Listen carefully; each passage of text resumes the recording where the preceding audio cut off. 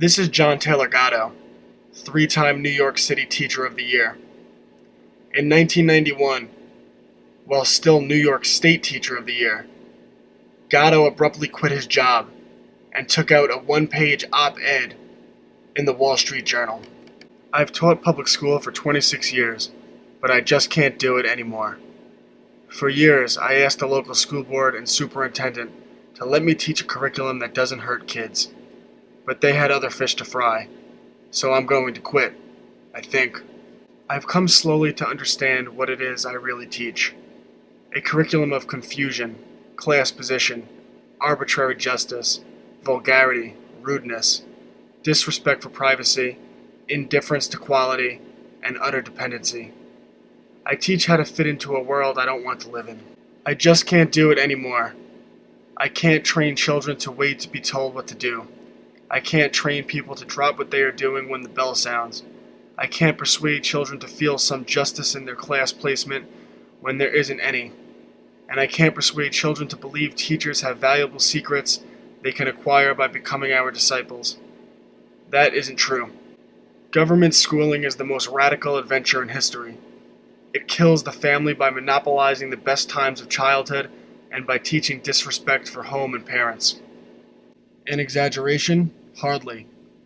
Parents aren't meant to participate in our form of schooling. Rhetoric to the contrary. My orders as school teacher are to make children fit an animal training system, not to help each child find his personal path. The whole blueprint of school procedure is Egyptian, not Greek or Roman. It grows from faith that human value is a scarce thing, represented symbolically by the narrow peak of a pyramid. That idea passed into American history through the Puritans. It found its scientific presentation in the bell curve, along which talent supposedly apportions itself by some iron law of biology. It's a religious idea and school is its church. New York City hires me to be priest. I offer rituals to keep hearsay at bay. I provide documentation to justify the heavenly pyramid. Socrates foresaw that if teaching became a formal profession, something like this would happen. Professional interest is best served by making what is easy to do seem hard, by subordinating lately to priesthood. School has become too vital a job, protect, contract giver, and protector of social order to allow itself to be reformed. It has political allies to guard its marches. That's why reforms come and go without changing much. Even reformers can't imagine school much different. David learns to read at age 4. Rachel at age 9. In normal development, when both are 13, you can't tell which one learned first. The 5-year spread means nothing at all. But in school, I will label Rachel learning disabled and slow David down a bit too. For a paycheck, I adjust David to depend on me to tell him when to go and stop. He won't outgrow that dependency. I identify Rachel as discount merchandise, special education. After a few months, she'll be locked into her place forever. In 26 years of teaching rich kids and poor kids, I almost never met a learning disabled child. Hardly ever met a gifted and talented one either. Like all school categories, these are sacred myths, created by the human imagination. They derive from questionable values we never examine because they preserve the temple of schooling. That's the secret behind short answer tests, bells, uniform time blocks, age grading, standardization, and all the rest of the school religion punishing our nation. There isn't a right way to become educated. There are as many ways as fingerprints. We don't need state-certified teachers to make education happen. That probably guarantees it won't. How much more evidence is necessary? Good schools don't need more money or a longer year. They need real free market choices, variety that speaks to every need and runs risks. We don't need a national curriculum or national testing either. Both initiatives arise from ignorance of how people learn or deliberate indifference to it. I can't teach this way any longer. If you hear of a job where I don't have to hurt kids to make a living, let me know. Come fall, I'll be looking for work, I think. Gatto would go on to write a number of books, including a book titled Dumbing Us Down, in which he would identify a 7-lesson hidden curriculum which all schools teach nationwide. Lesson number 1: Confusion. Gatto states that he teaches unrelations, disconnections, and material that is out of context and unfragmented, completely unrelated and separate from the real world. Lesson number 2: Class position. Students learn that they must stay in class where they belong, and they must know their place. Lesson number 3: Indifference. Students are taught not to care much about anything. What does it matter? They're just going to stop their activity when the bell rings. School bells reinforce indifference and teach the lesson that no work is worth finishing. Lesson number 4: Emotional dependency. The 4th lesson is emotional dependency, in which students give up their rights to authority. Can I please go to the bathroom now? Lesson number 5: Intellectual dependency.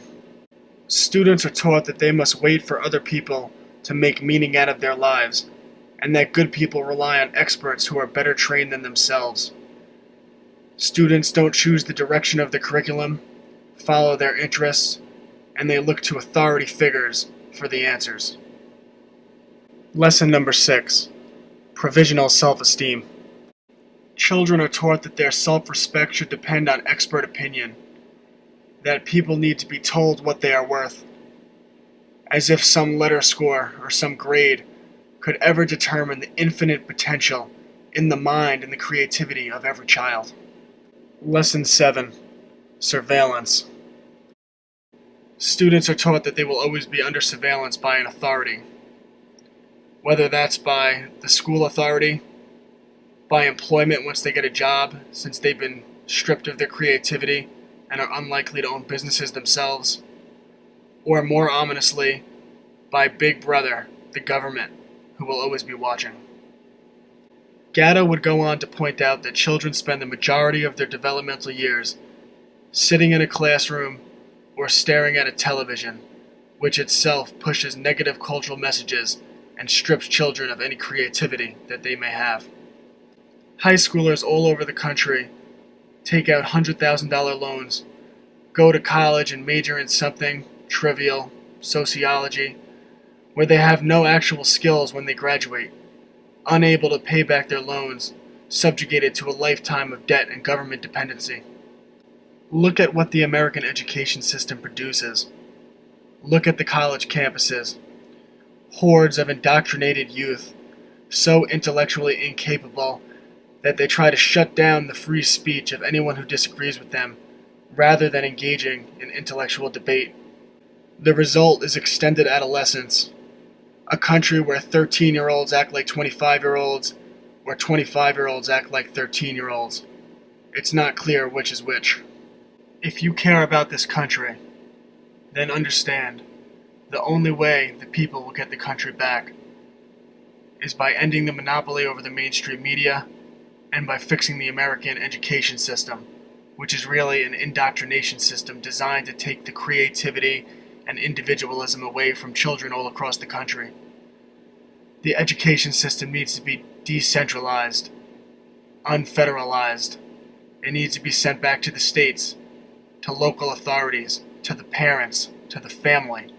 We need to stop producing children who look to conform and start producing children who look to follow their own creativity, who use adults for wisdom as guides on their path of self-education.